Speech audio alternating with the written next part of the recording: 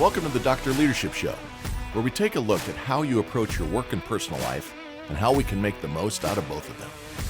A weekly get-together where we get real about self-improvement and development as we all make this not-so-easy journey through life. Our discussions will cover ideas and concepts from how to grow your career to how to lead your family towards prosperity and happiness. We don't pretend to know it all, and the doctor is the first to be vulnerable, discussing his own weaknesses, both past and present.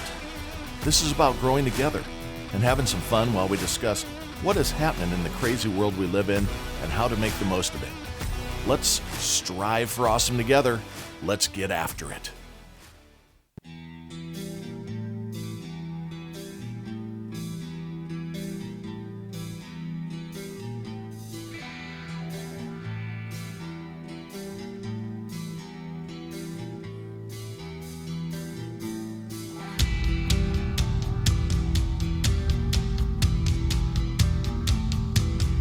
It's episode 100.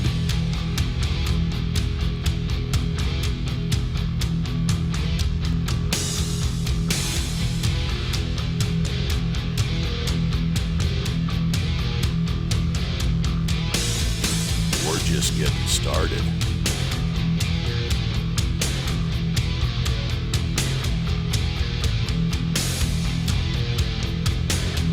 It's about to get real.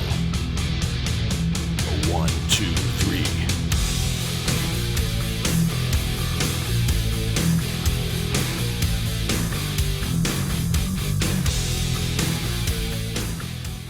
All right, everybody. Hey, welcome to another edition of the Dr. Leadership Podcast. Thought I'd start it off with a little bit of rock and roll. That's always so good, you know. It's actually the song that the Hawkeyes come into when they play football. After they play Back in Black, then they go into Enter Sandman by Metallica. Thank you very much, fellas. It's 100 episodes today. Can't believe it. So thanks for tuning in and listening. It's hope you're having a great weekend. Hope you're having a great week. Hope you had a great weekend. Hope your team won, et cetera, et cetera. And again, like I said, man, it is welcome to episode 100. Unbelievable. It's been so 2 years ago this week, I decided to try to give something back to the work community following the drastic changes brought on by that wonderful thing called COVID-19.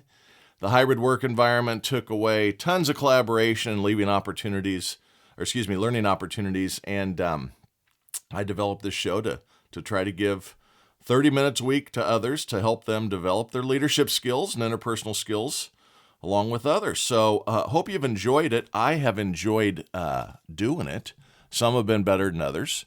Hopefully this one's a good one, dropping in a little music and such. Again, I'm not a professional editor or anything, so I'm making this shit up as I go along, excuse my French. But I wanted to show people how important leaning into your life is. Now, that's leaning into your work, leaning into your faith, leaning into your family, leaning into your community, and most importantly, leaning into our own personal development.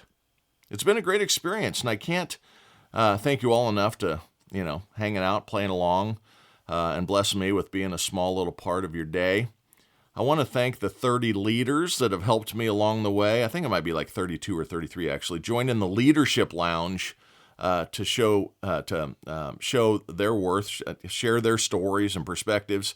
What a privilege to have had all of them on. I've got some great ones coming up. I've been telling you about those. More to come in the coming week on that. Got a couple of real nice interviews set up in the next week. And I look forward to the next 100 episodes as well. If you'll stick around with me and let me keep playing along, I would really, really appreciate it. So for this 100th episode, I figured we would do a little grounding. We are all about the drive and the motivation here on the Dr. Leadership Show, but we also have to focus on our personal health. I go into this every once in a while, and we talk about accountability, we talk about drive, we talk about work until it hurts, we're talking about give stories like my dad, you only have to work a half day, I don't care which half you pick, 6 to 6 or 6 to 6, all sorts of analogies there, and it does take extra effort to rise to the top.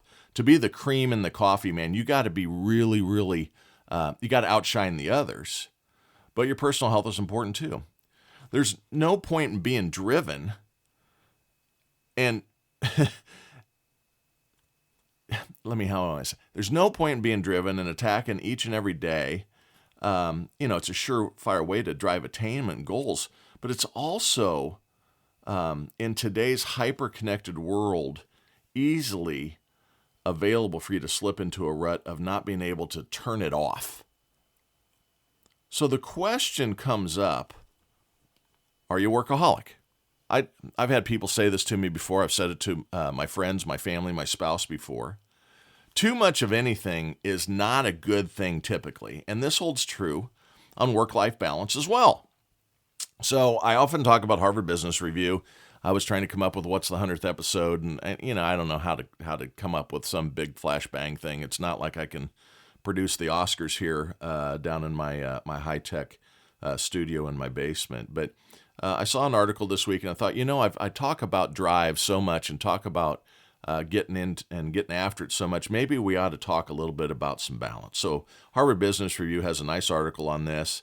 And first of all, they have to define what a workaholic is and isn't. So what they say, and I agree with this, being a workaholic isn't the number of hours you work, but rather it's about your ability to disconnect from the job. They actually provide a list of questions to help us determine our situation around this question and to help, determine the degree or severity of your potential affliction. So they use a scale, the old scale of 1 to 5, right? Everybody gets how these work, right? 1 being never, ever, and 5 being always. So number 2 is I seldom feel. So number 1 is I never feel this way. A score of 2 is I seldom feel this way. A score of 3 is, hey, I sometimes feel like that. 4 is, it's pretty often. Yeah, I feel like that. And then 5 is always. I always feel like that. So when we're going through these next set of questions here, I need everybody just pay attention for a second. Keep score yourself. If you're driving down the road, you ought to be able to keep track of 4 or 5 questions. So keep it between the white lines there. So let's go through the steps and come up with your score. First of all, are you a workaholic, right? So let's get started. So the first question that they come up with in this article is, I work because there is a part inside of me that feels compelled to work. So I always have kind of explained this as kind of this fear of failure. I keep working because, man, if I don't, what if I fail? What if I fail? What if I fail? I don't want to be publicly humiliated by failing. And man, I've used that on, like, if I return a phone call. I've used that on if, I'm 10 minutes late for work in the days back when we went into offices. I mean, I have fought a tremendous fear of failure for my whole life. I think it's been a good motivator for me and such, but there's times when it's been overwhelming. So do you have a fear of failure? Do you have insecurities that propel you towards working nonstop every chance you get? Score it. Is it a 1? Never. Is it a 2? Seldom. Is it a 3? Sometimes. Is it a 4? Often. Is it a 5? All the time. I was a 5er there. I mean, I really was. I constantly felt that way. The second question is it difficult for you to stop thinking about work even after you stop working? My deal is, and I don't know if this happens to you, I'll be laying in bed at night, supposed to be going to sleep, and I can't. Or maybe you're really supposed to be listening to your spouse or significant other as they're talking. Instead, you're in the weeds mentally on what the problem is you're trying to solve at work, or the phone call you got to go back, or why you feel you're losing this deal, or you got something going on in your family, whatever it might be. You can't turn it off.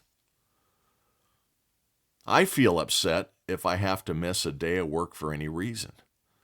Do you feel that way? That's the third question.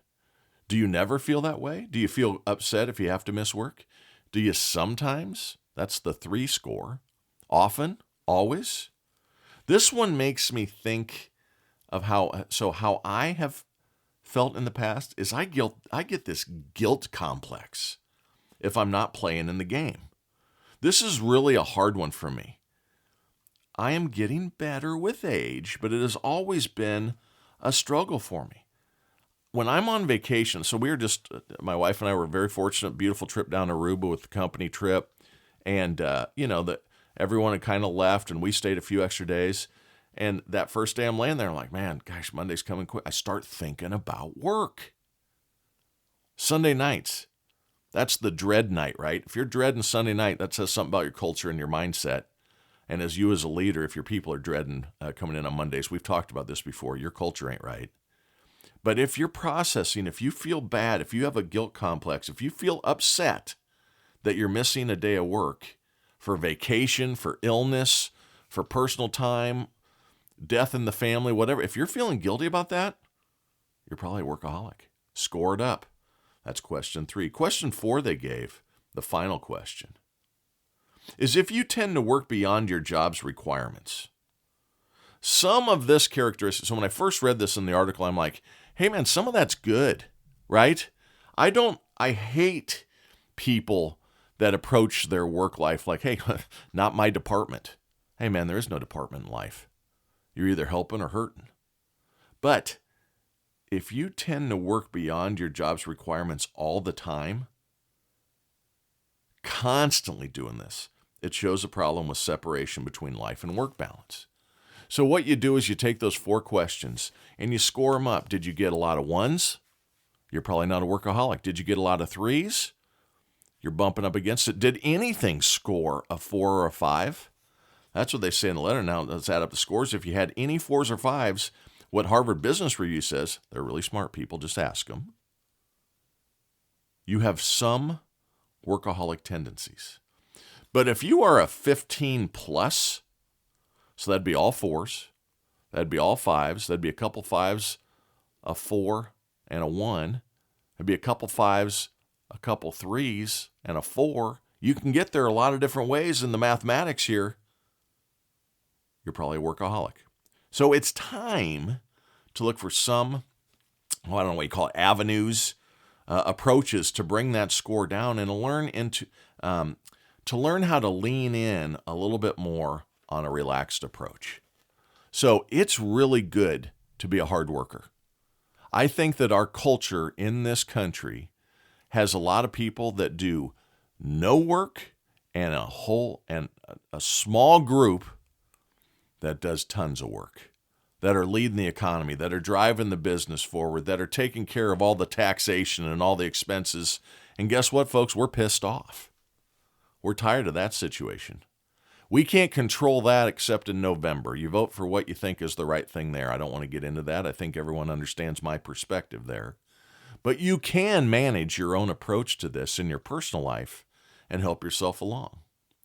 So Melissa Clark, she addresses this in a great article to follow up this, right? So now we've determined if you're a workaholic or not. Now, how do you get around it? So Melissa wrote an article, A Workaholic's Guide to Reclaiming Your Life. And she's also written a book, Never Not Working, Why the Always-On Culture is Bad for Business and How to Fix It. So she's done quite a bit of study here. She's leaned into this and found it out. She wrote a nice article for Harvard Business Review. I believe it came out on September 10th. I think the scoring came out on, this is September 6th. Maybe it was 4th. But anyway, both articles kind of hit my radar. And I thought, this is a good conversation for us to have. So she has a few items. It says 6. I think I wrote 5 of them down. I don't want you to have to listen to me all day here. But she lists 5 or 6 great steps to help what she calls recalibrate your life. And I like the word recalibrate. As we go through life, you're going to face a number of situations where you have to recalibrate.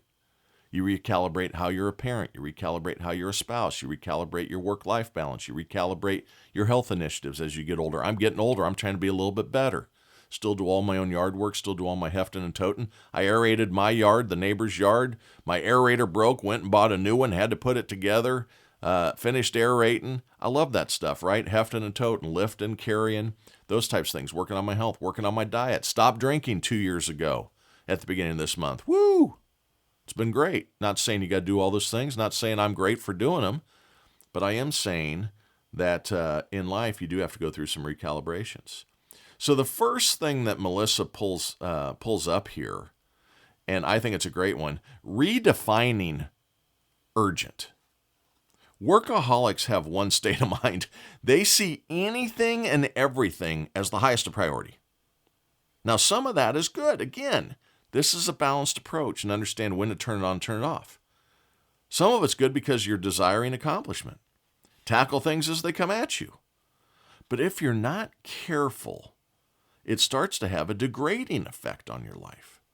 Some might call this frantic multitasking. So this is putting us in a constant state. If you're like this, constantly, everything's the most important. Got to get it all done. Got to get it all done. Oh my God, my list is big. I got to knock them off. I got to knock them off. When you're doing this, that's that frantic multitasking. And what you're actually doing to yourself is you're in a constant state of fight or flight. You know, that deep down DNA based in our genetics, where you either jump at something or jump away from something. You're constantly in this jump at it, jump at it, jump at it. Well, see, what happens is your stress levels, your cortisol levels are through the roof. Melissa says this. She says, take a minute. How do you overcome this? How do you know if this is what's happening? And this is great. Self-reflection is great. Melissa says, take a minute and look back at your to-do lists from several weeks, a month ago, 2 months ago, whatever it is, and now judge them on their time urgency level based on what you know now. This is enlightening. This is eye-opening, and it helps you to see future to-dos or things that are going to come at you down the road in a more realistic urgency measurement. It will help you calm down with this new perspective. And anytime you can calm the engine down, it's very, very good for us. Use a red light, which means urgent, a yellow light, which means, needs some attention, and a green light, not an urgent item to drive right this minute, as a new approach to handling this. So just go back to that thing, your list from a month ago, and say, man, all this stuff, all these things were like, holy crap, I got to get this stuff done. And now just walk through it today and go, well, that phone call to that guy, it was really nothing. I thought I really had to get back to him or her in an urgent. She wanted to know if I was up for, going to lunch next month. That wasn't urgent.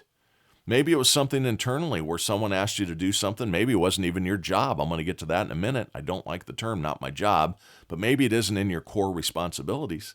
And you could have put that off a little bit. That's maybe a yellow light, maybe even a green light, but something you shouldn't be messing with. So look back. What it is be self-reflective. See how you were so wound up, so fight or flight mechanism embraced on a list of things, on a couple of things you were trying to handle. Maybe it's a project, maybe it's a PowerPoint presentation, and you're just killing yourself. And you look back and go, man, that ended up being a blip on the radar, not an incoming attack. It was something far less than what you originally thought. It's good to go through those things. The next thing Melissa talks about says you should reinvent your to-do list.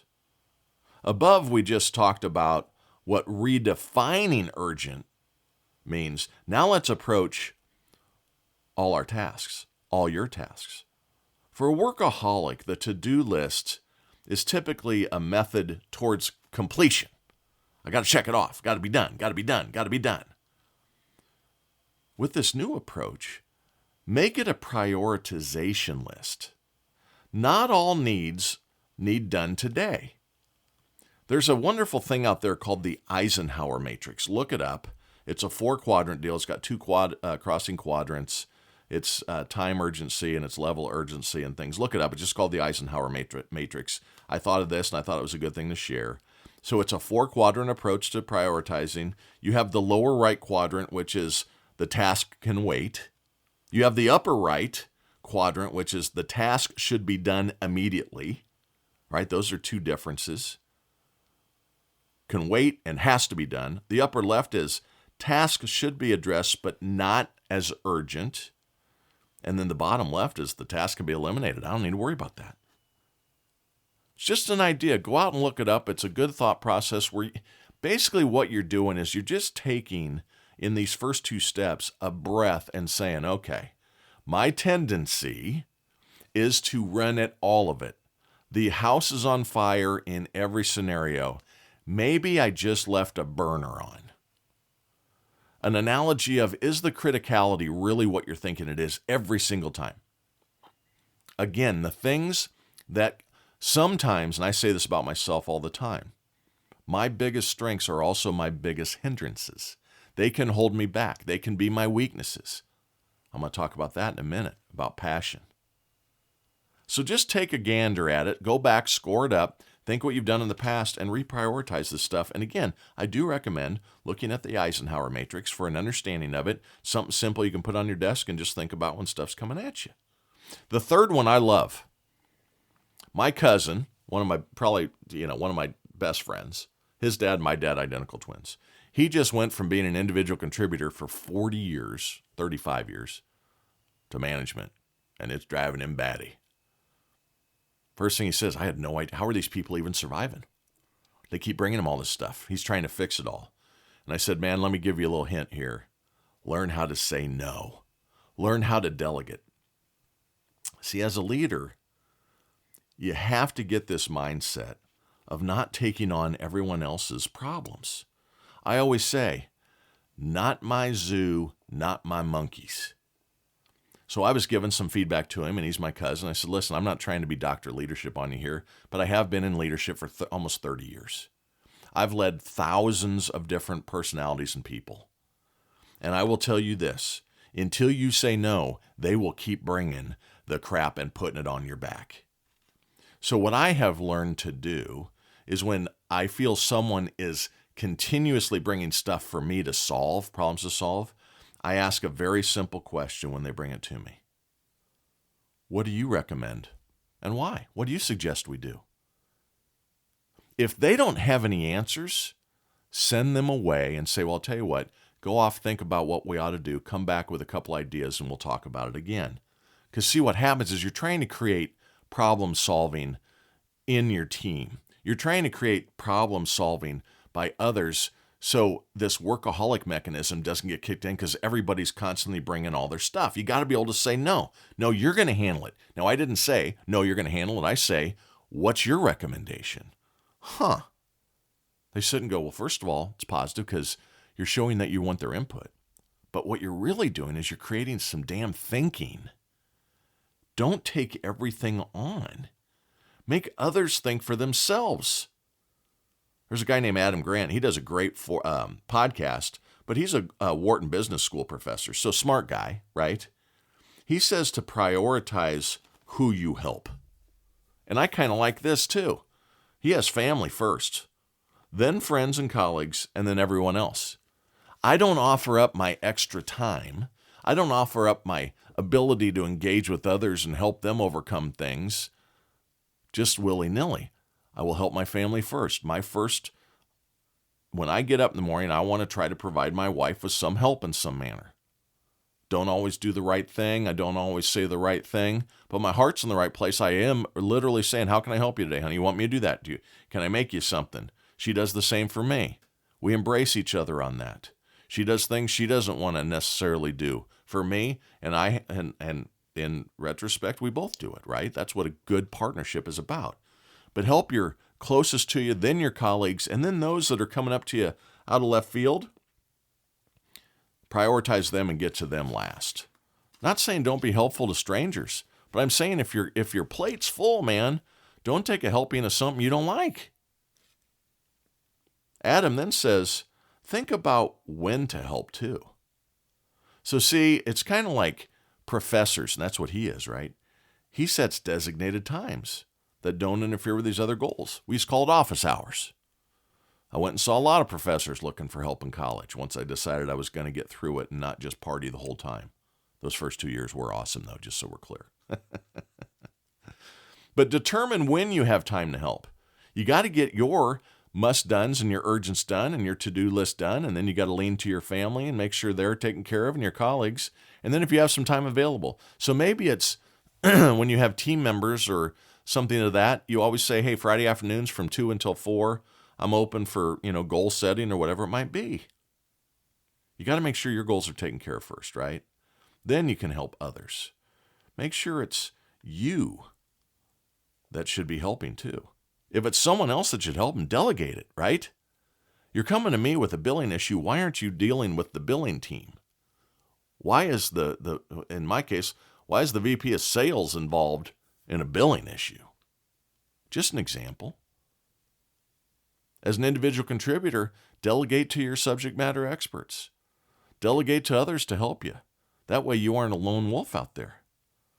Melissa next says how to fix, your workaholic situations is fix your workaholic clock. Workaholics always underestimate the amount of time things are going to take. I'm this way. Hey, I'm just going to knock out, take me 15, 20 minutes. I do this at home on yard stuff all the time. I'll do this and that. The first one will take me an hour and a half. Next thing I do is look down 3 minutes and 15. It's like yesterday. My aerator broke. Thought I had an hour's worth of work on my hands. 3.5 hours later, I'm done.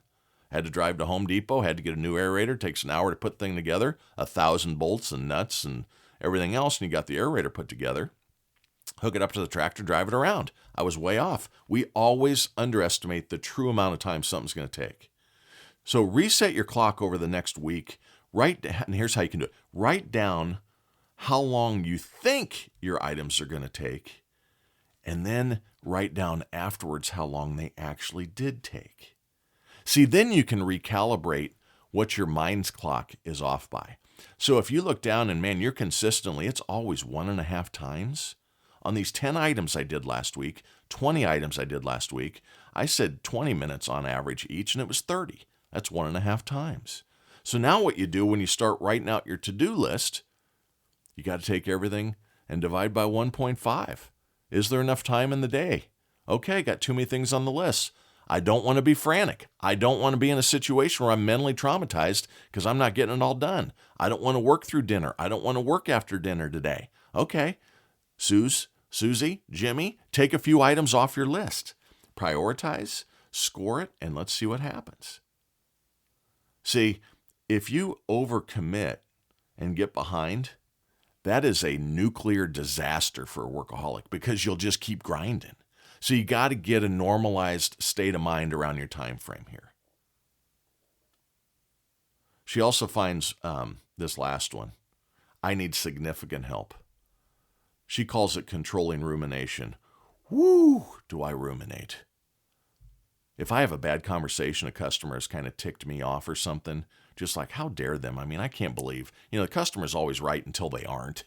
And you have those situations, and I'll just sit there in bed twiddling my thumbs going, next time he says that to me, I'm going to say, just ruminating on it. Workaholics have this good core, and I said I'd talk about this later. This is where I wrote this word down again. It's called passion. I always say I'd rather bridle a horse than whip it.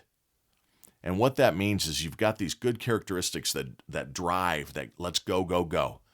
That's really good. I can help teach you things in life, give you examples of lessons I've learned on how to bridle that back, pull it back into a controllable space. That's a lot easier to teach than to try to get someone that's a lazy shit to get going. There's not enough whip in the jockey to get certain horses to the front of the pack. There are certain horses that are field horses, and then there are other horses that are thoroughbreds. I'd rather have a thoroughbred that likes to go, go, go, and teach them how to calmly cycle down, how to not ruminate, like I just said, etc. See, Adam Grant says, come up with some coping mechanisms. Ask yourself, why am I still worrying about this? This can wait, so I can recharge and do it better, right? How do you throttle that passion back? This leads to trouble if you don't. That passion is good, but you got to learn to control the throttle. Don't set the cruise at 105. Stop at rest areas, rest up. Then try to catch all the cars that passed you again and see how quick you catch them again. Do you do that? I do that. I was driving to Chicago last week, and there was a truck wide load, and I got off and filled up and everything. I'm like, I wonder how, and I had passed him 10 minutes earlier. How far ahead was I? Let me see how long it takes me to catch him. There he is.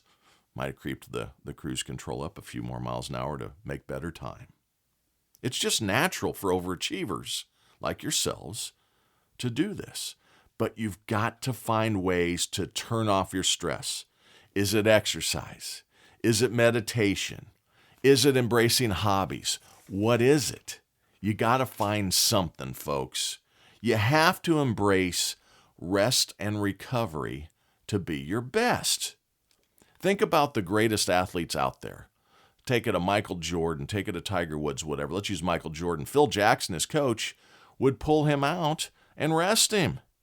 The reason is Michael Jordan exhausted is still better than 90% of the players on the court, but he's not better than 100% if someone else has got fresh legs. You got to rest them. That's why thoroughbreds don't run every day.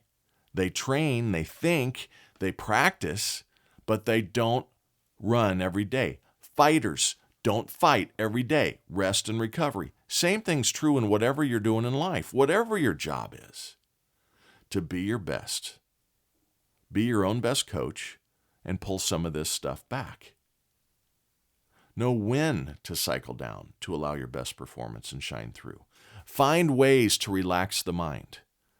Sleep. I was watching something the other day. Jerry Seinfeld was talking about how he's brought up meditation. Jerry's a wound-up person, right? You saw it all. And if you're my age, Seinfeld, one of the best shows ever out there. There's a list of 20 of them that are phenomenal. Seinfeld would be on any list. But he talks about how, he says there's rest. You go to bed at night, get good 8 hours of sleep. He said, turn around, look at that bed in the morning and just ask yourself, does that look like that was really restful? I mean, the bed's in shambles, pillows in a different spot, dogs laying on your head. If it's in my household, bedding's all to one side or the other, untucked sheets down at the corner. Man, you were flopping and flopping. You got some sleep, but your mind has not truly rested yet. So find something to turn these switches off. Find a way to meditate. And meditation can be 2 minutes on a park bench. It can be sitting at a stoplight. It can be sitting just in a quiet space. It can be watching wildlife. I do that a lot. I'll be sitting outside and I'll spot a bird and I'll watch that bird and see where it flies to and where it flies back from and everything. Just get my mind off something else. See, if you want to be the best at anything, if you want to be the best at a father or as a mother, as a parent, as a sibling, as a daughter, as a son, aunt, uncle, worker, boss, whatever, it takes your all. You've got to throttle back so the next time it's needed, you can give your all again. So this is with mixed emotions. I touch on this. I want you to be aggressive. I want you to be passionate. I want you to be a go-getter. I want you to not take no for an answer. I want you to run through brick walls. I want you to do all these things, but also understanding that you have to be able to throttle back. You have to be able to take the time to give yourself the opportunity to reflect, to refine, to refresh, and to recover. Practice those 4 R's. Because you're awesome right now. You rest and refurb, you're going to be even better later. Keep that shit up. Happy 100th. Talk next week.